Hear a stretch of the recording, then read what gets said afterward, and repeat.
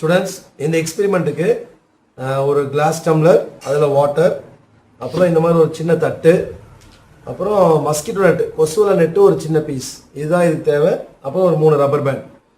So இந்த எக்ஸ்பெரிமெண்ட்டில் first நம்ம என்ன பண்ண போகிறோம் அப்படின்னா, ஒரு கிளாஸ் டம்ளர் எடுத்துட்டோம், அதில் வந்து நம்ம வாட்டர் ஃபில் பண்ணிட்டோம். ஸோ இந்த வாட்டர் வந்து கொஞ்சம் கலராக தெரியறதுக்காக கொஞ்சம் பெயிண்ட் நான் அதில் மிக்ஸ் பண்ணுறேன்.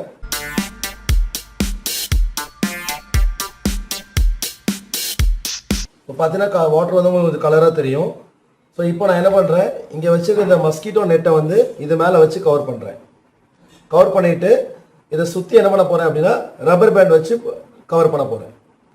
ஸோ இப்போ பார்த்தீங்கன்னா இந்த மஸ்கிட்டோ நெட்டை நான் சுற்றி வச்சுட்டு அது மேலே ரப்பர் பேண்ட் வச்சு இப்போ அதை லாக் பண்ணியிருக்கேன். உங்களுக்கு ஸ்க்ரீனில் பார்த்தா தெரியும். ஸோ நெக்ஸ்ட் இப்போ என்ன பண்ண போகிறேன் அப்படின்னா இந்த மாதிரி ஒரு சின்ன தட்டு அதை எடுத்துகிட்டு அதை என்ன பண்ண போகிறோன்னா இந்த டம்ளர் மேலே வச்சு க்ளோஸ் பண்ணிட்டு இப்போ டம்ளர் என்ன பண்ண போகிறோன்னா தலைகீழ கமுத்த போகிறேன்.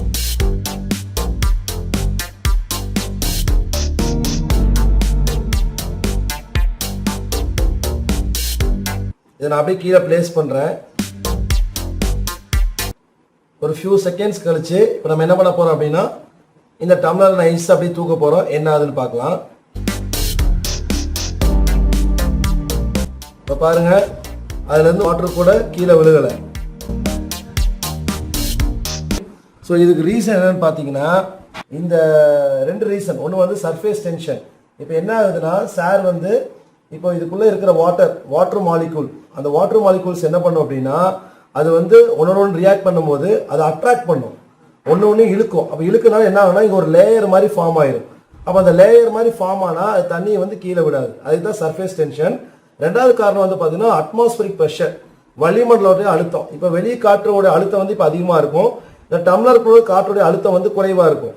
அப்படி இருக்கும்போது என்ன ஆகும் அப்படின்னு பார்த்தீங்கன்னா இந்த வெளிக்காற்று வந்து இந்த அப்வர்ட்ஸ் மேல் நோக்கி வந்து அந்த ப்ரெஷரை கொடுக்கறதுனால, இந்த அப்வர்ட்ஸ் இந்த ப்ரெஷர் போகிறதுனால இங்கே ஹை ப்ரெஷர் இருக்கும், இங்கே லோ ப்ரெஷர் இருக்கனால அந்த தண்ணி வந்து கீழே விடாமல் தடுத்துருது. ஸோ இது வந்து ஒரு மேஜிக் மாதிரி நீங்கள் உங்கள் ஃப்ரெண்ட்ஸ்கிட்ட பண்ணி காமிக்கலாம்.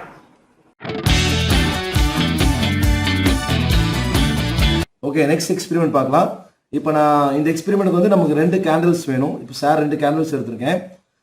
இப்போ என்ன பண்ணியிருக்கேன்னா ஒரு கேண்டிலில் இப்போ எரிஞ்சிட்டு இருக்குது, இன்னொரு கேண்டில்லையும் இப்போ என்ன பண்ணிருக்கேன் நெருப்பு பற்ற வச்சுக்கிறேன். நான் இப்போ என்ன பண்ண போகிறேன்னா நல்லா வாஷ் பண்ணுங்கள். இப்போ இந்த ஃபர்ஸ்ட் கேண்டில் இருக்கக்கூடிய அந்த நெருப்பை நான் அணைக்க போகிறேன். இப்போ ஒரு மேஜிக் மாதிரி பாருங்கள், அணைச்சதுக்கப்புறம் ஆட்டோமேட்டிக்காக அந்த நெருப்பு எரியும் பாருங்கள்.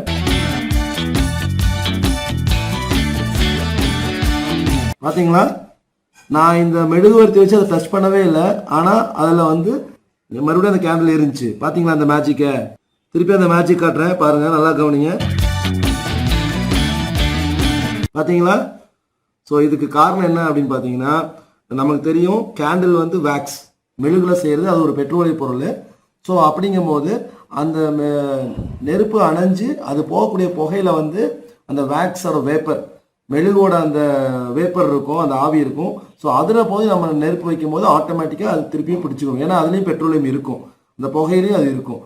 உங்கள் ஃப்ரெண்ட்ஸ் கிட்ட வந்து ஒரு மேஜிக்காக பாருப்பா, நான் வந்து தீக்குச்சி இல்லாமல் நெருப்பு பற்ற வச்சு காட்டுற மாதிரின்னு சொல்லி ஒரு மேஜிக் பண்ணி காமிக்கலாம்.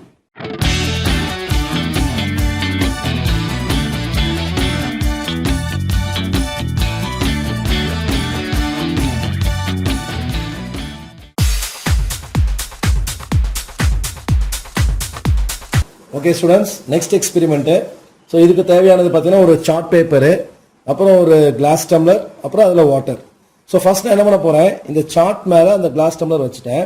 ஃபர்ஸ்ட் இப்போ என்ன பண்ணுறேன்னா அதை அப்படியே இழுக்கிறேன். இப்போ பார்த்தீங்கன்னா உங்களுக்கு கிளாஸ் டம்ளர் அந்த சார்ட் கூட சேர்த்து வருதா? இப்போ நான் என்ன பண்ண போகிறேன் அப்படின்னா இந்த கிளாஸ் டம்ளர் அப்படியே இருக்குது. இப்போ இந்த சார்ட் மேலே நான் என்ன பண்ண போகிறேன்னா ஒரு ஃபோர்ஸ் கொடுக்க போகிறேன். இப்போ ஃபோர்ஸ் கொடுக்கும்போது டம்ளர் கீழே விழுகுதா இல்லை என்ன ஆகுது அப்படின்னு நம்ம பார்க்கலாமா? பாருங்கள், பார்த்தீங்களா சார்ட் இப்போ என் கையில் தனியாக வந்துருச்சு, ஆனால் டம்ளர் அப்படியே இருக்குது. ஸோ இதுதான் வந்து நியூட்டனோடைய ஃபர்ஸ்ட் லா. புற விசை ஒன்று செயல்படாத வரை ஒரு பொருள் தன் நிலையிலே இருக்கும் அப்படிங்கிறது தான் அதோட விதி.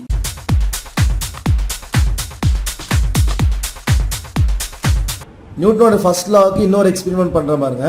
ஸோ இதே மாதிரி ஒரு டம்ளர் எடுத்துகிட்டு அது மேலே ஒரு கார்ட்போர்டு பீஸ் வச்சுட்டு அது மேலே ஒரு காயின் வச்சுட்டேன்.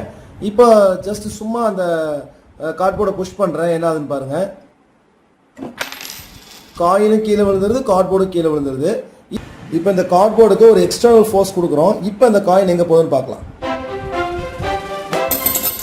பாத்தீங்களா, கார்ட்போர்டு பறந்து போயிடுச்சு, ஆனால் காயின் வந்து உள்ள விழுந்துருச்சு. இதுவும் வந்து லா ஆஃப் இனர்ஷியா, அதாவது புறவிசை ஒன்று செயல்படாத வரை ஒரு பொருள் தன் நிலையிலே இருக்கும் அப்படிங்கிறதுக்கு இன்னொரு எக்ஸாம்பிள்.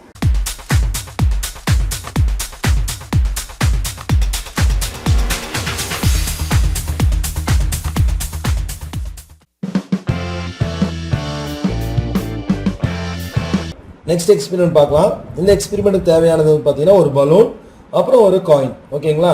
ஸோ இப்போ ஃபர்ஸ்ட் என்ன பண்ண போறோம் அப்படின்னா, இந்த பலூனுக்குள்ள இந்த காயினை போட போறோம். ஓகே, இப்போ இந்த பலூனுக்குள்ள இந்த காயினை போட்டாச்சு. இப்போ நம்ம இந்த பலூனை ஊத போறோம். ஊதலாமா?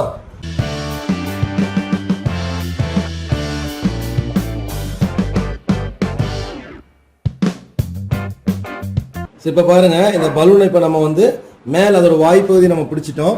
இப்போ என்ன பண்ண போறோம்னா, இந்த பலூனை வந்து நம்ம அப்படியே சுத்த போறோம். சுத்தலாமா? சுத்தம் போது அந்த காயின் என்ன ஆகுதுன்னு மட்டும் பாருங்க. பாருங்க, அந்த காயின் பாருங்க, அது ரொட்டேட் ஆகுது, தெரியுதா? இது எப்படி இருக்குது பாத்தீங்கன்னா, நீங்க சர்க்கஸ்ல பாத்தீங்கன்னா அந்த கேஜுக்குள்ள வந்து பாத்தீங்கன்னா மோட்டர் பைக் வச்சு சுத்துவாங்க, பாத்திருக்கீங்களா? அந்த மாதிரி இந்த காயின் இப்போ ரொட்டேட் ஆகுது பாருங்க. பாருங்க, நல்லா பாருங்க, தெரியுதா? இது ஒரு மேஜிக் மாதிரி நீங்க பண்ணி காமிக்கலாம். இதுக்கு காரணம் என்னன்னு பார்த்தீங்கன்னா, மைய நோக்கு விசை, அதாவது சென்ட்ரிபிட்டல் ஃபோர்ஸ். அதாவது நீங்க வந்து பலூனை வந்து சுழற்றும் போது அதோட உட்புற சுவர், அதாவது இன்னொரு வால்ல வந்து பார்த்தீங்கன்னா அந்த நாணயத்தின் மீது மையத்தை நோக்கி ஒரு ஃபோர்ஸ் செலுத்தப்படுது. அந்த விசை தான் அந்த நாணயத்தை என்ன பண்ணுதுன்னா நேர்கோட்டில் போக விடாம வட்டப்பாதையில சுற்ற வைக்குது. ஸோ இதற்கு காரணம் வந்து மைய நோக்கு விசை, சென்ட்ரிபிட்டல் ஃபோர்ஸ் சொல்லலாம். இந்த எக்ஸ்பெரிமெண்ட்டை நீங்க ஒரு ஹெக்ஸகனல் ஷேப் உள்ள நட்டு வச்சு கூட ட்ரை பண்ணலாம். சவுண்ட் கூட நல்லா கேட்கும் பாருங்க.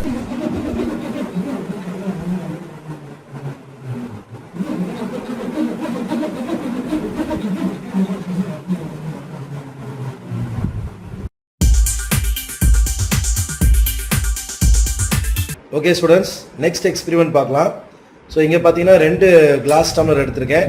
2லையும் நார்மல் வாட்டர் ஃபில் பண்ணியிருக்கேன். ஸோ இப்போ ஒரு கிளாஸ் டம்ளரில் மட்டும் நம்ம கொஞ்சம் சால்ட் போட்டு மிக்ஸ் பண்ண போகிறோம். பண்ணலாமா?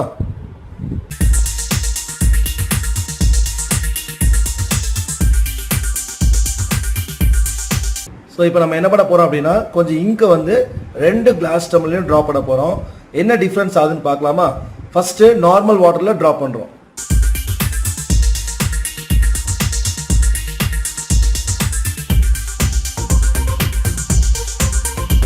இப்போ நெக்ஸ்ட் சால்ட் வாட்டர்ல டிராப் பண்றோம்.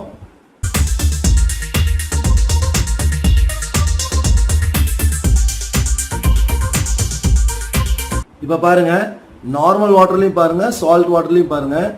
நார்மல் வாட்டர்ல அது ஃபுல்லா டிசால்வ் ஆகுது பாருங்க, தண்ணிக்குள்ள ஃபுல்லா இறங்குது. ஆனா சால்ட் வாட்டர்ல பாருங்க அப்படியே மேலே நிக்குது, பாத்தீங்களா? சால்ட் வாட்டர்ல இந்த இங்க் அப்படியே ஃப்ளோட் ஆயிட்டு இருக்கு மேல. அதே நார்மல் வாட்டர்ல ஃபுல்லா டிசால்வ் ஆயிடுச்சு.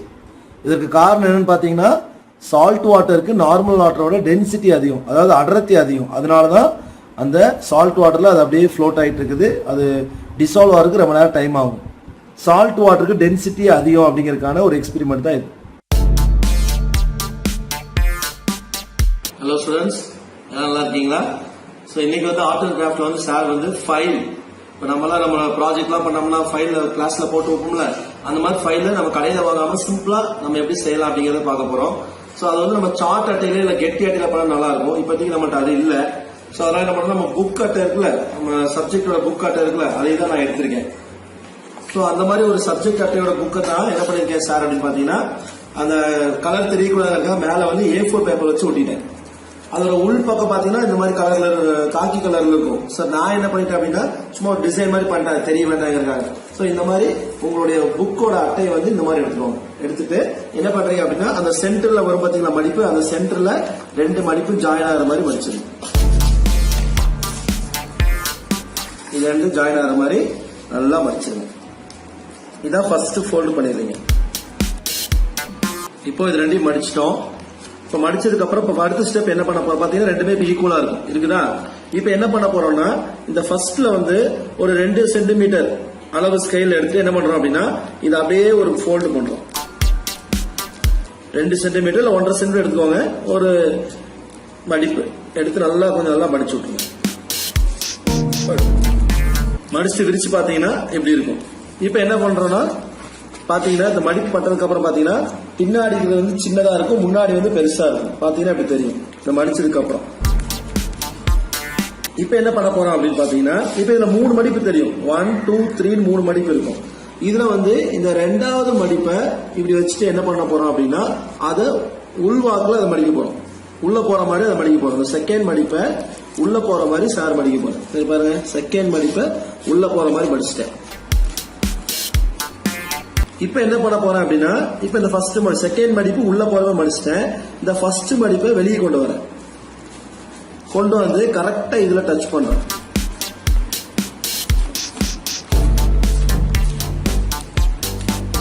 தெரியுதா? 2 டச் ஆயிடுச்சு. இப்ப இந்த இடத்துல சைடுல பாத்தீங்கன்னா இப்படி இருக்கும், ஒரு ஃபோல்டு மாதிரி இருக்கும். இந்த மாதிரி வரும். சோ இப்போ இந்த ஃபைல் வந்து நமக்கு ரெடி ஆயிடுச்சு. சோ என்ன பண்ணிக்கலாம், உள்ள வந்து இப்போ பஞ்சிங் மிஷின் இருந்தா பஞ்சிங் மிஷின் பண்ணுங்க, இல்ல அப்படின்னா சும்மா ஒரு 2 ஓட்டை போட்டுக்கோங்க.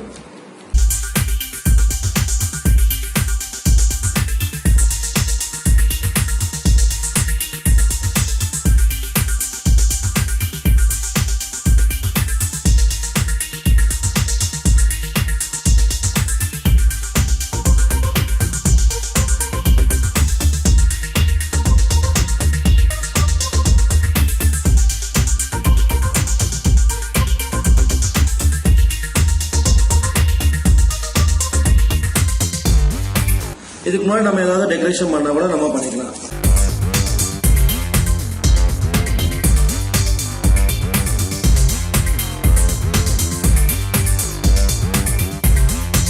இந்த மாதிரி நம்ம டெக்கரேஷன் பண்ணிக்கலாம்.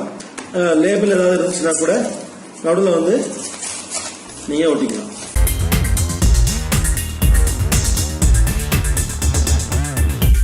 இதோட டெக்கரேட்டிவா நீங்க பண்ணா கூட பண்ணுங்க. பண்ணி எல்லாம் நீட்டா கலர் பண்ணி பண்ணுங்க. உங்களுடைய போட்டோ எடுத்து வாட்ஸ்அப்ல போடுங்க. இந்த மாதிரி சிம்பிளா ஃபைல் வந்து நம்ம செலவு இல்லாம நம்மளே வீட்டுல தயாரிக்கலாம். எல்லாரும் பண்ணி போடுங்க. All the best students. Bye.